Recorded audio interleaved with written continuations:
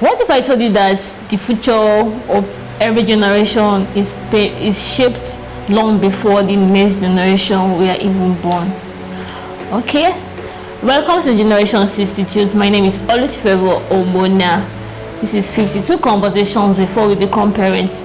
Today we are going deeper on the conversations. So today we are going on the second conversations. So the topic says, why does God entrust children to parents? This is one of the questions that sounds simple, but more you think about it, the deeper it becomes. But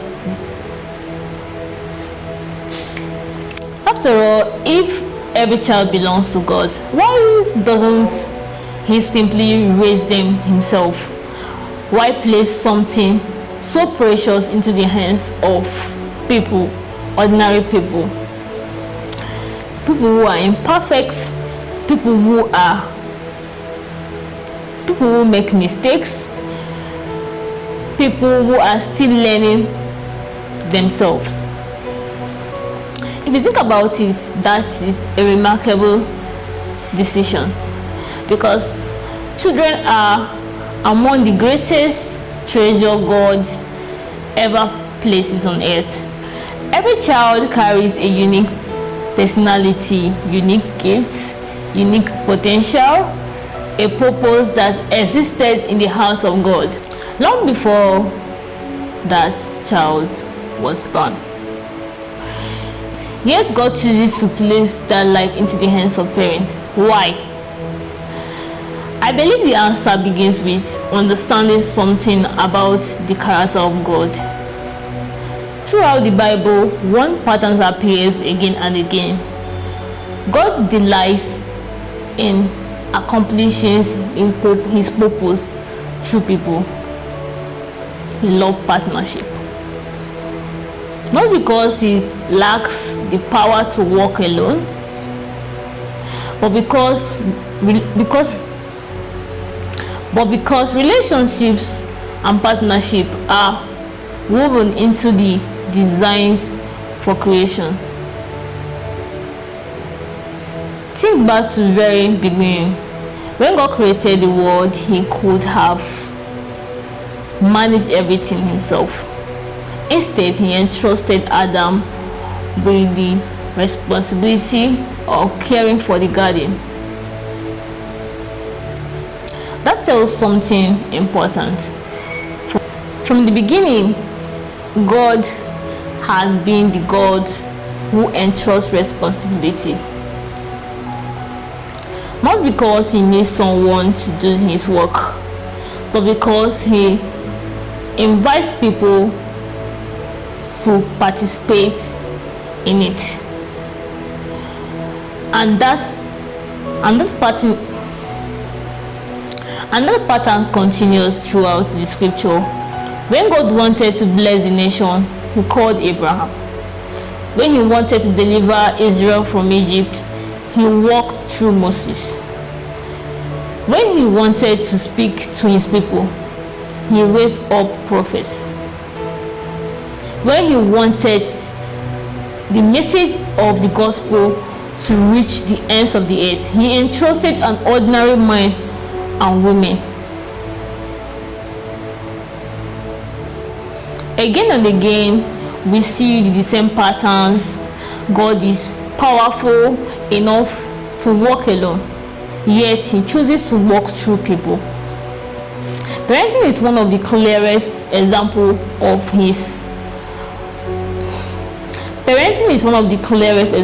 of that partnership. When God gives parents a child, He isn't handing over a possession. He is entrusting a life, a purpose, a future. Parents don't create the value of that child. God already has. Parents don't create the destiny of that child. God has already written it. But parents becomes the environment where the child begins to grow. And that chooses And that changes the way we think about parenting. Parenting isn't primarily about raising children. It is about creating the kind of environment where God's purpose can flourish.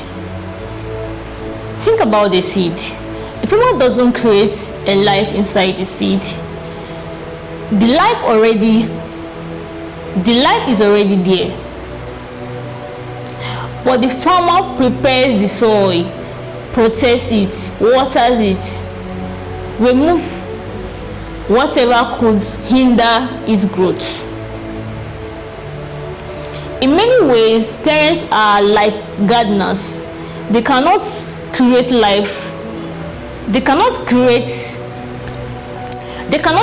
the life God has already placed within a child, but they can help create environments where the child's life is able to grow into everything God intended it to become. Maybe that's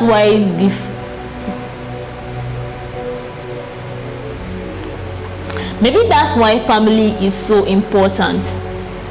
Long before a child meets teachers, before they make friends, before they experience the world, they experience home. And home becomes the first place where their understanding of life begins to take place. It is often in the walls of home that children first learn what love feels like, what truth sounds like, what forgiveness looks like, what kindness means, what respect is. And for many children, their easiest understanding of God begins with what they experience at home. That is an incredible responsibility, because parents doesn't simply influence behavior, they shape perspectives. They help shape destiny.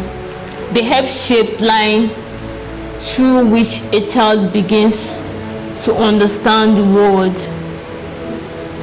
And perhaps that's why parenting is one of the greatest responsibility God entrusts to human beings. One of the most beautiful picture of this partnership is found in the life of Jesus. Think about it for a moment.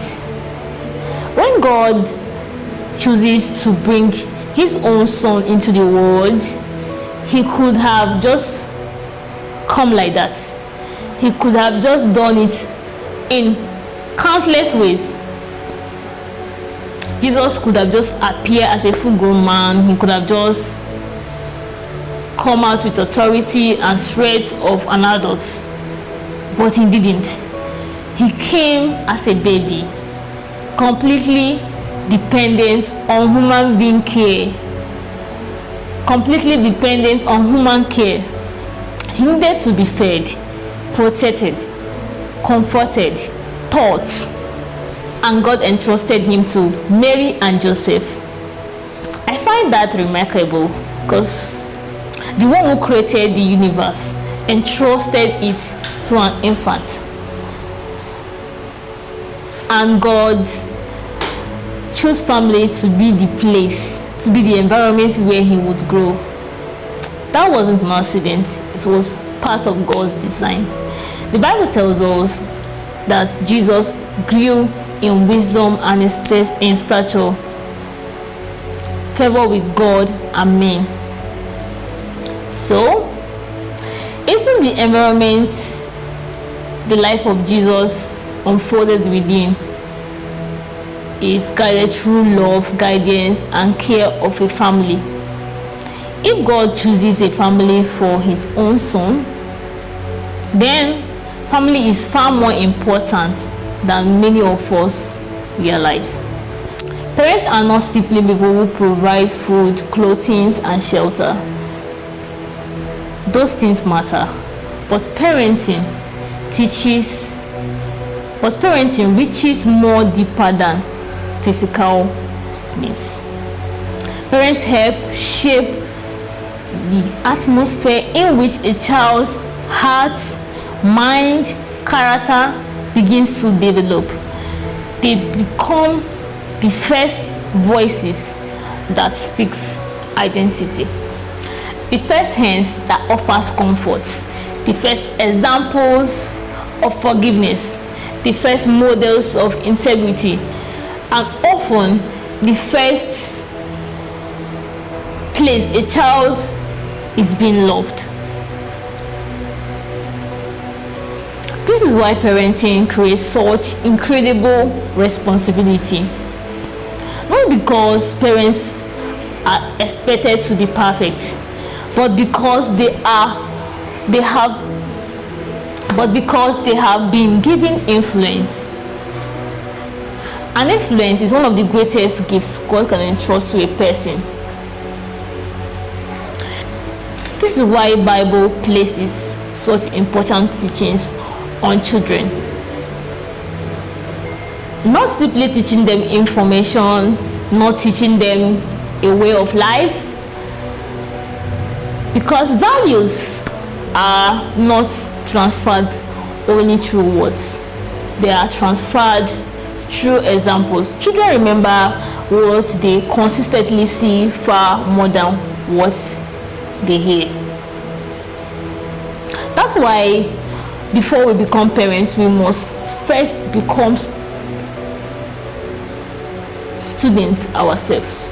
Students of wisdom, students of humility, students of love, students of God's ways. Because we cannot consistently give what we are not willing to pursue ourselves.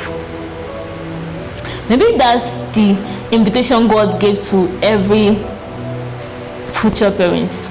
Not become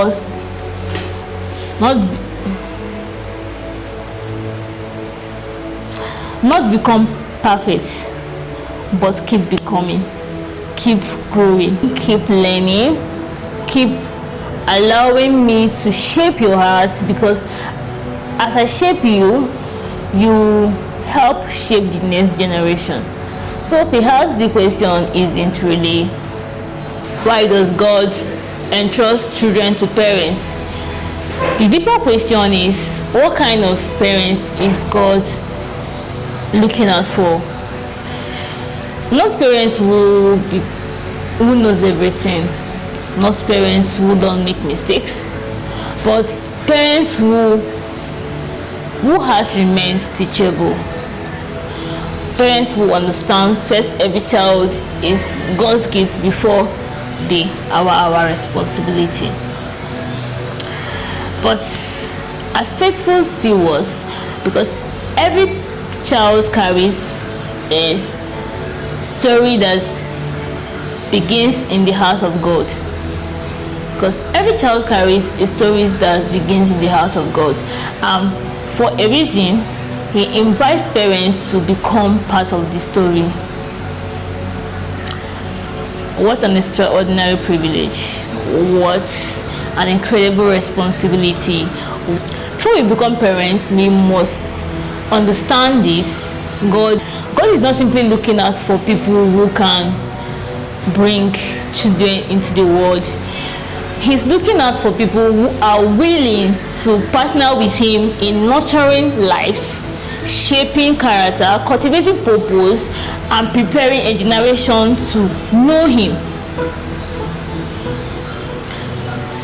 That is one of the greatest calling God has ever called and trusted to ordinary human beings. Because parenting is not merely about raising children. It's about partnering with God in shaping the future, one life at a time. And maybe that's why God entrusts children to parents.